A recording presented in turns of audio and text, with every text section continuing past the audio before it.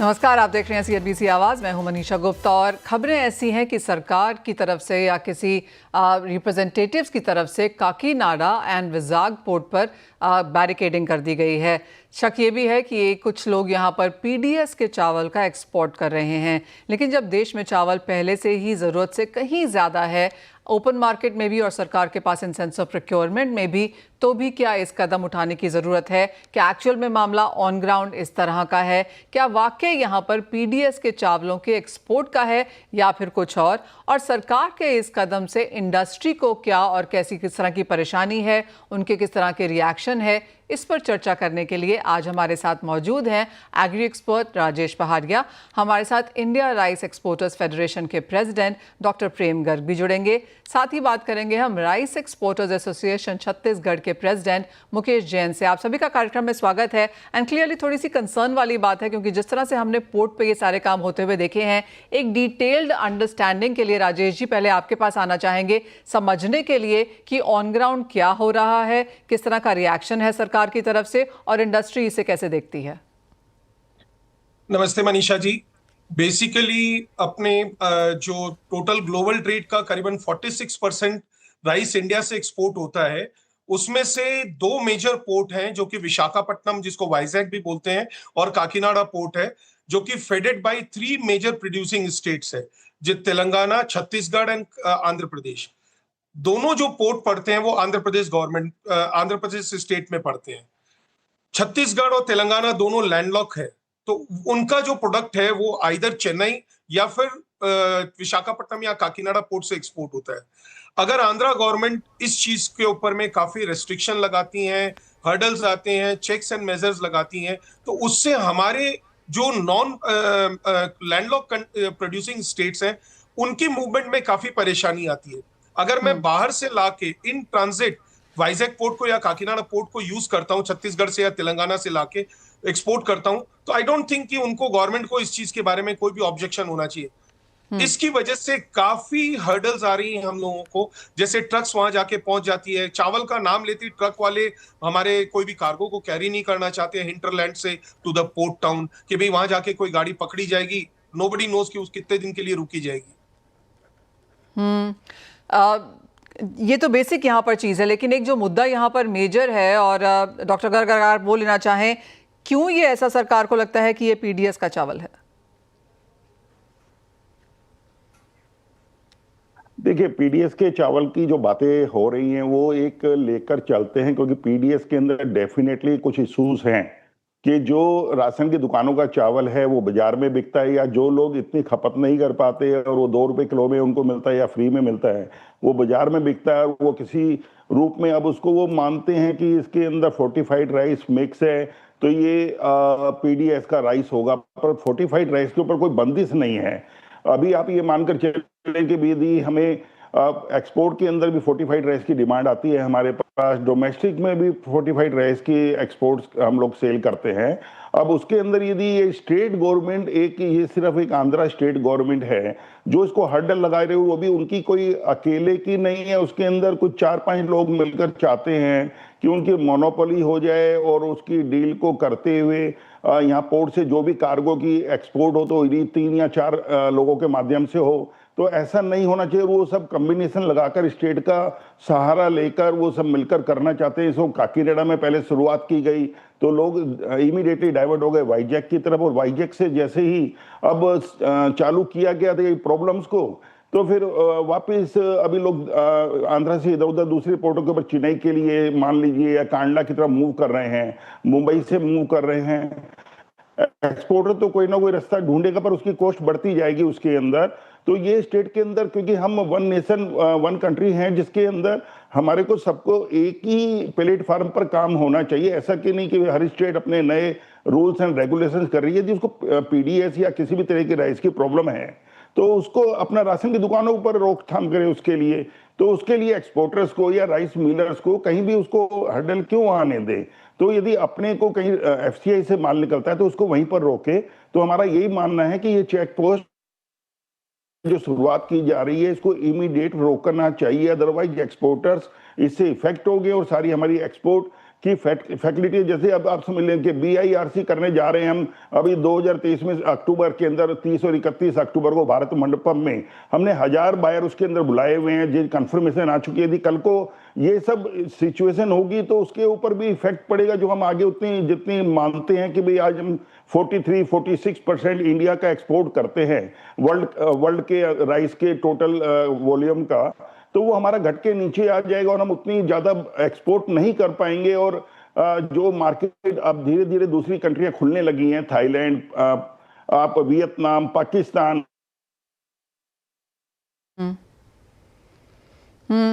Well, आपका point is well taken. यहाँ पर जैसे आपने कहा कि ऑफ कोर्स चावल एक्सेस है इस बार हमारे यहाँ पर, चाहे वो सरकार के पास है चाहे वो ओपन मार्केट में है। हमने बम्पर क्रॉप्स यहाँ पर होते हुए देखी हैं, लेकिन जो मुद्दा है, and I get your point, कि एक्सपोर्टर्स को यहाँ पर काफ़ी सारी कंसर्न्स हैं। जैसे कुछ लोगों ने यहाँ पर इसमें घेराव कर लिया है ट्रेड को और बाकी सबको काम नहीं करने दिया जा रहा। मुकेश जी, आपका भी इनिशियल रिएक्शन यहाँ पर क्या है? क्योंकि जिस तरह से जो सुनने में है एक गंभीर स्थिति रह सकती है अगर सरकार को लगता है कि ये PDS का चावल है। क्या ये एक कंसर्न है यहाँ पर जिसमें आपको लगता है कि एक पुश किया जा सकता है एक्सपोर्टर्स को? मनीषा जी, सबसे पहले मैं आपको ये अवगत कराना चाहूँगा, जो छत्तीसगढ़ के एक्सपोर्टर्स हैं, छत्तीसगढ़ सरकार द्वारा भी मार्केट, छत्तीसगढ़ सरकार द्वारा 32 लाख मीट्रिक टन का धान का निविदा किया गया था और उसके अनुसार राइस मिलर ने धान खरीदा है और प्रेस मिल कर PDS डिक्लेरेशन देकर कि ये PDS चावल नहीं है और EIC मान्यता प्राप्त इंटरनेशनल सर्वेयर एजेंसी से सर्टिफाइड ट्रक को भी वहां रोका जा रहा है। तो उसके चलते आज ये स्थिति हो गई है कि जहां वाइजाग पोर्ट में रोज 500 ट्रकें खड़ी होती थी, आज 50 ट्रक भी नहीं है। वहां पर भी आज एक्सपोर्ट का काफी कमी देखा गया है पिछले एक महीने के 20-25 दिन के अंतराल में। और रही बात छत्तीसगढ़ की, छत्तीसगढ़ एक लैंडलॉक स्टेट है और हमारे यहाँ भी ड्राई पोर्ट्स हैं। अगर सरकार उसको ड्राई पोर्ट्स को एक्टिव कर दे तो हम shipping lines, dry port active है, शिपिंग लाइंस इंपोर्ट कमी होने के कारण से आता नहीं है यहाँ पे, तो उसके ऊपर भी हम सरकार से चर्चा कर रहे हैं और सकारात्मक चर्चा हो रही है और बहुत जल्द इसकी भी रिजल्ट आएगी, जिससे कि यहाँ के निर्यातक सीधे अफ्रीकन कंट्री में निर्यात कर पाएंगे या वर्ल्ड के किसी भी कहीं भी किसी भी एरिया में कनेक्ट हो पाएंगे। और दूसरा, विशाखापट्टनम पोर्ट में अगर बैरिकेड किया जाता है तो आगे चल के, जैसे काकीनाडा में आप पिछले 3 महीने का अगर डेटा देखेंगे तो एक्सपोर्ट काफी कम होता है वहां से। साइमल्टेनियसली विशाखापट्टनम पोर्ट में भी कम होता जाएगा और निर्यातक दूसरे पोर्ट या ड्राई पोर्ट या अलग बंदरगाह में जाकर निर्यात करेंगे।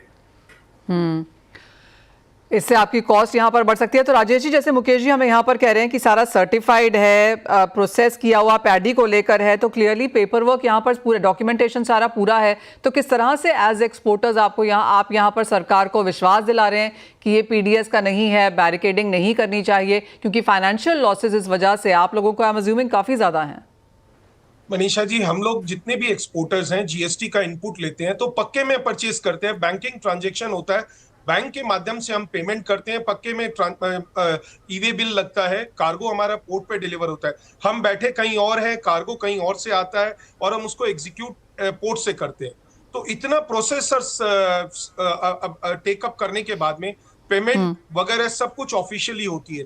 Last but not the least, इसमें जैसे मुकेश जी ने कहा कि इसकी सर्टिफिकेशन जो है internationally reputed inspection agency SGS, Bureau Veritas, Cotecna, Intertek, काफी कंपनीज है जो सर्टिफाई करती है कि ये मिल्ड राइस है, ये मिलर के यहाँ से लोड हो रहा है। ट्रक के अंदर में लोड होके जब डिस्पैच होता है तो उसकी सीलिंग होती है ट्रक की, और ट्रक की सीलिंग होने के बाद में वो अनसील्ड भी ट्रक जो होता है वो पोर्ट पे होता है ताकि सेम कार्गो वहां पे आए। उसके बावजूद भी अगर गवर्नमेंट को चाहिए कि भाई हमारे से एफिडेविट लेना है, एफिडेविट ले ले कि हमने कोई PDS का कार्गो नहीं खरीदा है, या हमारे से कोई मिलर के एंड पे कुछ चेक्स एंड मेजर लगाने वहां लगाए। एंड ऑफ द चेन पे आके एक्सपोर्टर को ह्यूमिलिएट करना, ऐसे ऐसे धाराएं लगाना, ये अनुचित है और कोई बात नहीं है। Well absolutely. डॉक्टर अगर आप इसमें क्या कहते हैं, क्योंकि जैसे मुकेश जी ने कहा, राजेश जी ने भी कहा कि लास्ट मिनट हरासमेंट है ये, लास्ट फैग एंड पे यहाँ पर आकर ट्रक्स खड़े हैं, सामान वहां पर पड़ा हुआ है, क्या चीज आप यहाँ पर सरकार को सुझा रहे हैं? आपने सभी ने कहा कि बातचीत यहाँ पर जारी है, सारा कुछ ऑनलाइन है, ऑन पेपर है, सर्टिफाइड है, रिप्यूटेड एजेंसीज द्वारा देखा हुआ है, उसके बावजूद भी ये क्यों हो रहा है और क्या कुछ आप उनसे बातचीत हो रहे हैं? एज ऑफ नाउ क्या कॉन्वर्सेशन है?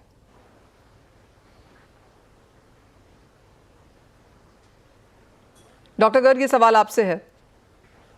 अच्छा, तो ये एक मिनट जरा मनीषा जी प्लीज रिपीट करेंगे जरा सा, कि मेरे को शायद आवाज बीच में चली गई थी।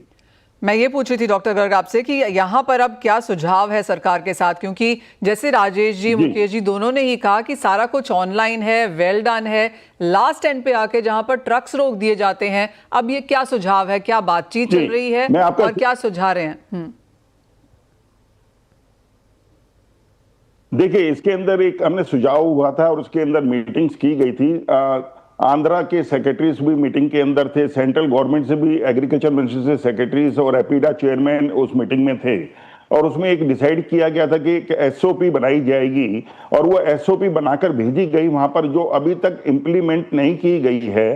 पर उसके आड़ के अंदर भी उन्होंने बैरिकेड्स को लगाया है। तो इसके लिए हमारा एक गवर्नमेंट से सुझाव यही है कि इसको आपको चेक जो भी करना है, आप इसको मिलर के पॉइंट पर करें मैक्सिमम, या इनको हमारी तो सजेशन है कि मिलर पर भी ना करके इसको सिर्फ जहां से राइस ये निकलता है एफसीआई से, तो वो सेकंड पॉइंट पर जहां भी जाता है वहां पर ही उसको रोक लिया जाए और वहां सही से डिस्ट्रीब्यूशन में जा रहा है या नहीं जा रहा है उसको देख लिया जाए, तभी उसको ये काम को हम ठीक से कर पाएंगे।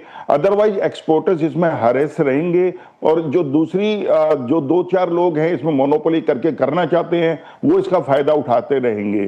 तो हमारी गवर्नमेंट से यही गुजारिश है कि इसको फ्री ट्रेड किया जाए और जो सेंट्रल गवर्नमेंट की पॉलिसी है उसी को अडॉप्ट करके, ना कि अपना स्टेट लेवल पर इसको एक एक करें, जैसे कि one nation one trade one policy, उसी मेथड के ऊपर हमें चलना चाहिए।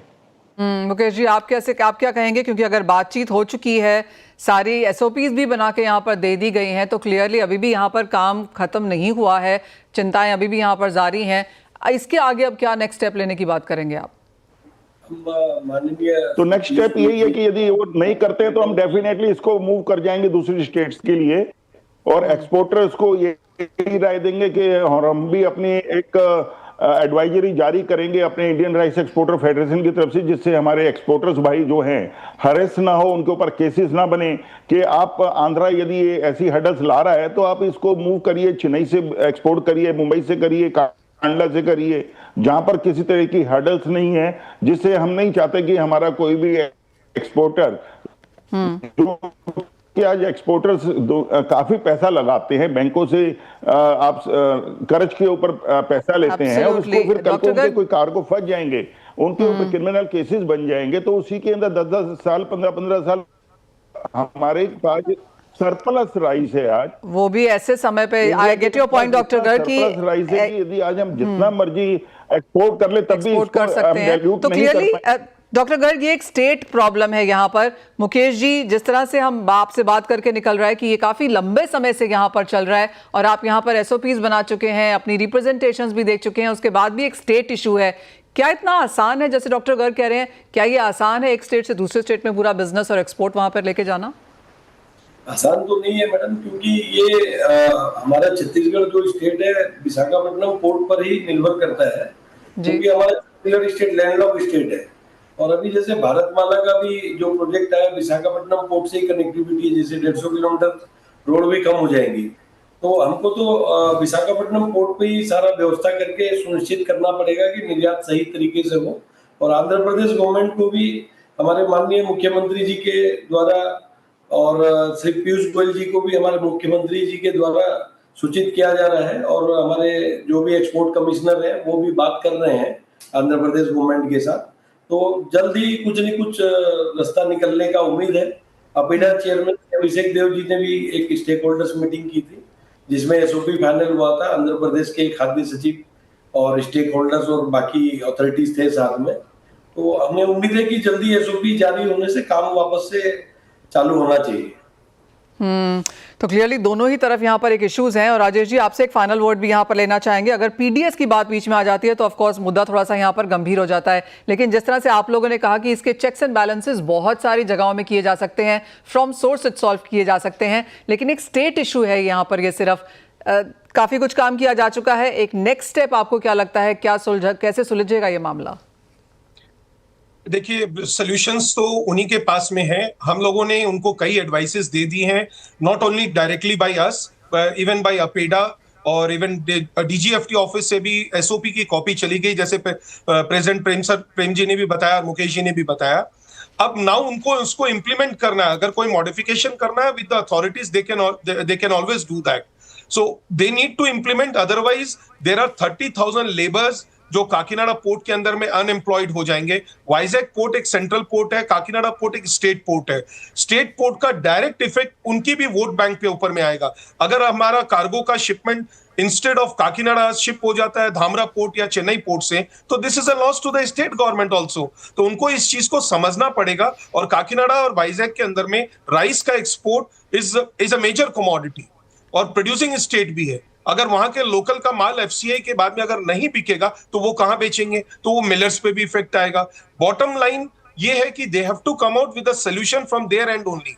हम लोगों ने जितना भरकस कोशिश होनी थी, जितनी सफाई देनी थी, एसेंशियल कमोडिटीज एक्ट जो कि अबॉलिश हो चुका है, उसके बारे में भी हम लोगों ने रेफरेंस दे दिया है। रेफरेंडम उनके सिविल सप्लाईज मिनिस्टर साहब या उनके कंसर्न सेक्रेटरी सबके ऑफिस में मैसेजेस पहुंचे हुए हैं।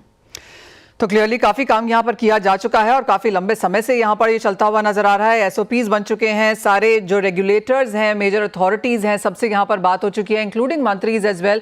एक स्टेट इशू यहाँ पर ये बनता हुआ नजर आया है और अगर ये जल्दी सॉर्ट नहीं होता है, एक्सपोर्ट को चिंता होगी, एक्सपोर्टर्स को होगी, ऑन ग्राउंड होगी। तो क्लियरली काफी सारे इश्यूज यहाँ पर फिलहाल बनते हुए, लेकिन आई रियली होप ये जहाँ पर जल्दी सॉर्ट होता हुआ नजर आए। आप सभी का आज बहुत शुक्रिया साथ जुड़ते हुए। बहुत जल्दी इसके ऊपर एक फॉलोअप भी करेंगे, यहाँ से क्या निकाल के आता है उसके ऊपर भी, और अगर और कोशिश करने की जरूरत पड़ेगी तो उसके ऊपर भी चर्चा हम यहाँ पर जारी रखेंगे। हमारे साथ जेएम फाइनेंशियल्स के प्रणव मेर एंड गंगा नगर कमोडिटीज़ के अमित खरे हैं। आप दोनों का कार्यक्रम में स्वागत है।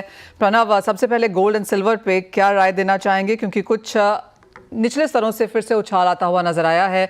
खरीदारी की राय है या फिर आपको लगता है कि एक रेंज बाउंड या प्रॉफिट टेकिंग देखी जा सकती है? नमस्ते मनीषा जी। गोल्ड में अगर हम देखें तो एक मोमेंटम थोड़ा कंसोलिडेटिव हुआ है।